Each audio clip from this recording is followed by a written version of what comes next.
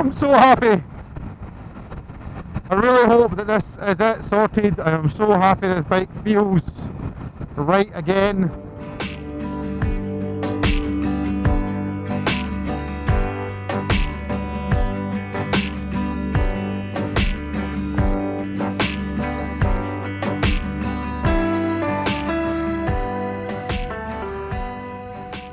Alright, it's the moment of truth. So I've changed the relays. Immediately it's idling far stronger and far more steady than it was before. So, good sign. Is it going to cut out? Nope.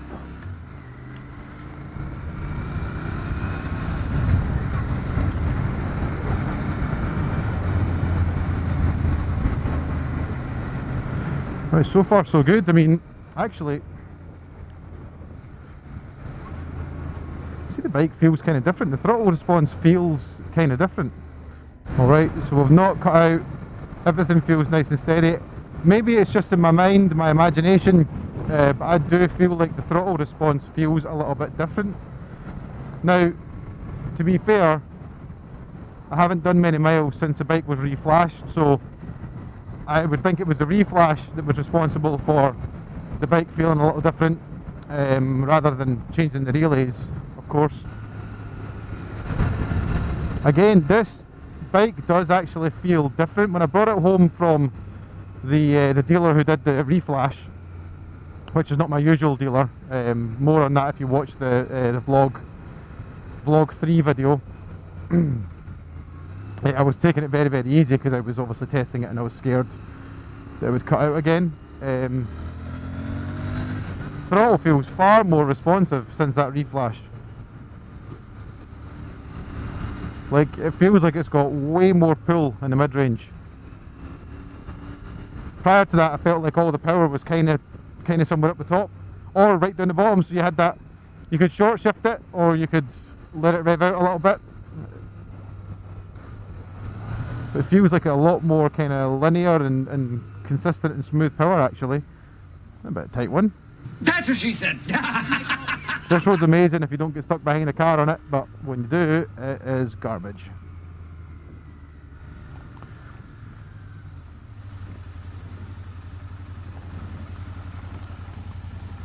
Foot slipped a little bit there. Look at the fucking flies. Disgusting. Oh, she wants me to go over. There we go.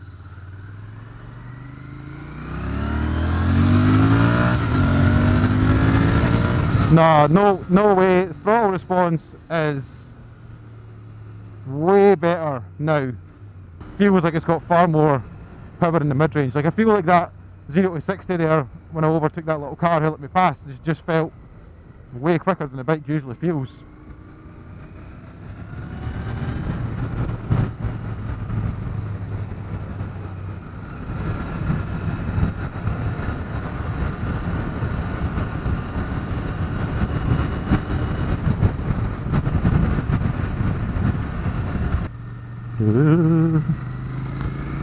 Scared that the bike would cut out when I was leaned over there, because that's the most worrying thing when you've got an intermittent fault when it's cutting out, is that it does it when you're leaned over, because it is a scary little moment trying to get the bike to stand back up when you don't have any power to apply, especially if you're well committed and you've got a bit of counter steer on.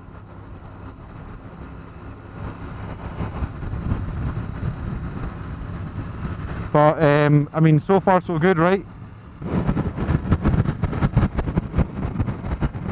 Oh, I'm so happy. I really hope that this is it sorted. I am so happy this bike feels right again. And if it's 30 quid of relays that sorted the issue, then I'm delighted. You know that way when the bike, when it's playing up and you're frustrated and you kind of start to dislike it. Like, you know, like when your kids, if you've got kids, you'll know what I'm talking about. Like, you love your kids unconditionally and sometimes they give you so much pleasure and so much joy. But when they're acting up and, you know, just misbehaving and giving you grief, you just kind of look at them and you're like, oh, just go to bed already. And that's kind of how I was feeling about the bike. I was, you know, I love this bike. Not unconditionally, of course, it's an object, but I do feel a bit of an emotional attachment to it. It's the most fun I've had on a bike. It's the bike I've enjoyed owning the most since I've had it. But when it was playing up there, I was kind of thinking, do you know what, just you sit in the shed and be quiet.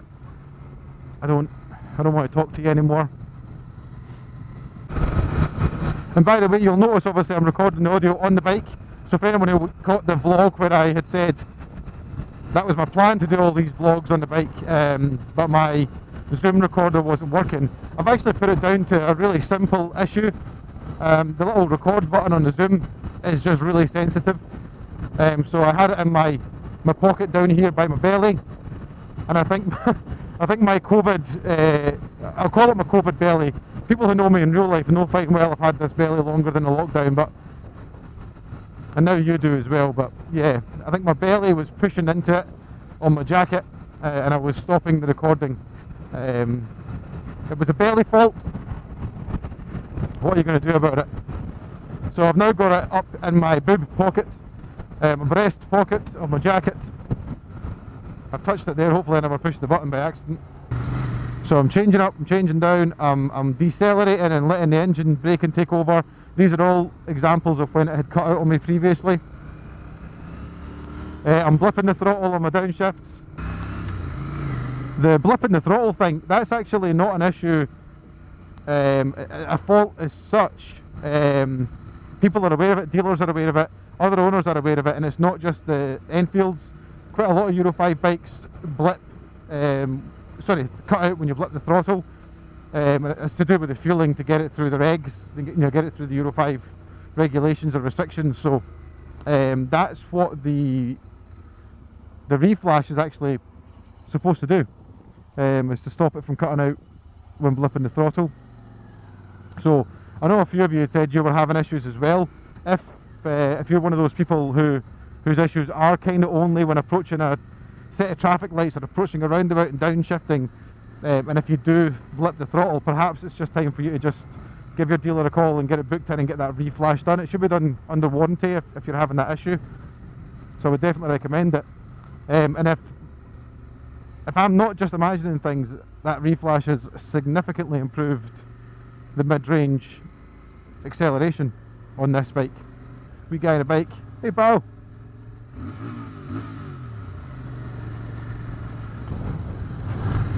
So look, that's a variety of roads. That's a good like 20-25 minute ride probably. I know you're not witnessing the whole thing. And I've had not a single stalling, not a single cutting out, not a single hint of what I was experiencing before. I guess that has to be the proof that the relays were the issue. Right? All I've done was replace those 3 relays with the Hitchcock's upgraded ones. Look, while I'm with the bike actually, I thought maybe what I'll do is quickly, for anyone who needs it, because some people have actually asked specifically in the comments in my previous videos, and I understand why, because when I first got into motorbikes I never knew at all what I was looking for. Just making sure that battery strap was on there. So where to find your relays? So take this right hand side cover off. You've got your seat release here. Hopefully you'll be familiar with that. Seat's off. Then we'll come around this side. This is in my little top tips video, but you'll find a hex bolt here, which you'll have to get a socket and an Allen key. No, it's an Allen key if I remember correctly. And the right size Allen key is actually in your toolkit over here.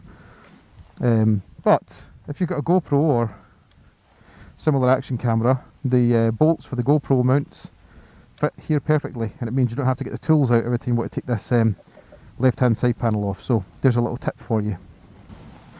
So we'll get in behind this left hand side panel. Just put that down quickly. So this is a Euro 5 model. This has 3 relays. Open my helmet quickly. So this has 3 relays. The Euro 4s have 4. There's another relay here which is the accessory relay, and for some unknown reason this bike doesn't have it. But that's fine, it's not missing, don't worry. So these are your relays here, there's 1, 2, 3, and these actually are on a little, if you pull that off, you see a little holder here, and there's a little mount for it just here. It slides in this slot here, keeps them all nice and secure, and it really is a simple case of just, you know, pulling the relay out. So this is the Hitchcock's relay, this is the upgraded relay. See, they've got their Hitchcock's motorcycles and their part number on the side. I mean, looking at it visually, it looks exactly the same as other relays, but of course, you know, everything that's important about a relay's quality is obviously inside, and the coil and the quality of the pins and connections and whatnot.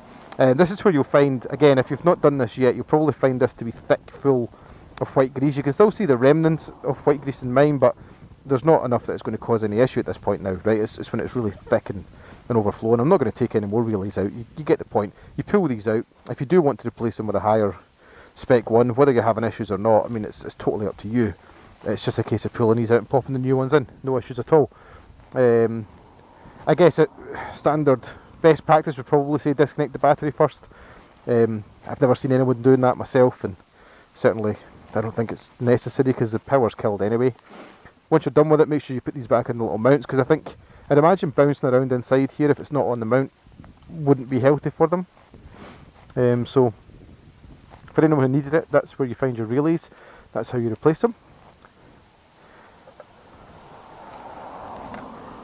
And we just pop this all back on and we're good to go. A couple of things just to clear up and underline. The relays were from Hitchcock's. They were about £32 including shipping, and they arrived next day, which is fantastic. Other relays are available, and there are cheaper relays, and the Bosch relays, which are probably renowned for being the highest quality, are actually cheaper than that as well. I just chose to go with the Hitchcock's ones, and I felt that on this occasion £30 was okay. Another thing I want to clear up, just a few people in the comments and also in some of the Facebook groups that I am on as well, we're kind of insistent that, you know, it's a warranty issue, the dealer should have it, all those things. I had to edit the last video down a little bit for length, but I had said it and sadly I'd cut it out. I want to make sure people know. My original dealer are Hollywood Service Station, and they're based in Dumfries. It's further south in Scotland than I am. And Gordon there has been particularly responsive, great at communicating. I've actually bought 2 bikes from Gordon now, which is unreasonable given how far he is away from me, but I was happy with the service I got first time round, both in buying the bike and after sales and getting services done there. I've even taken my dad down there to buy a Himalayan, and the likelihood is if I bought another Royal Enfield, I'd probably buy it from Gordon as well. He's fantastic, and I can't say enough good things about him. I just want to make sure we get that across there. This isn't a dealer issue at all. I felt it was reasonable for me to try replacing the relays, because if it goes all the way down there and he just chucks 3 new relays in it and it's all good and well, it's a bit of a waste of his time because I can do the same thing, and it's a long ride for me to get there and to get back as well. And if it's not a nice day and the bike's cutting out on the way down, I don't want that hassle, and of course transporting it down costs money as well. I don't want to spend it, and I don't want to force Gordon the dealer to spend it either. So I felt this was a good solution. It's cost me £30. I've got upgraded relays. The chances are they're going to have a far higher service life than the OEM relays, so I'm fine and I'm happy with that. The bike's running again. Now if that changes, you'll be the first to know. I'll be straight on here making a video to let you know that actually the relays didn't solve the problem, but I've gone on 3 runs now. So there was the one you've watched. I had another run quickly down to the shops and back, and then I went out this evening as well and maybe done about 25-30 miles, and I've had no issues at all. So for now it certainly seems that in my case changing those relays out has solved the problem. So thanks for watching. If you're riding, ride safe and take it easy. Cheers.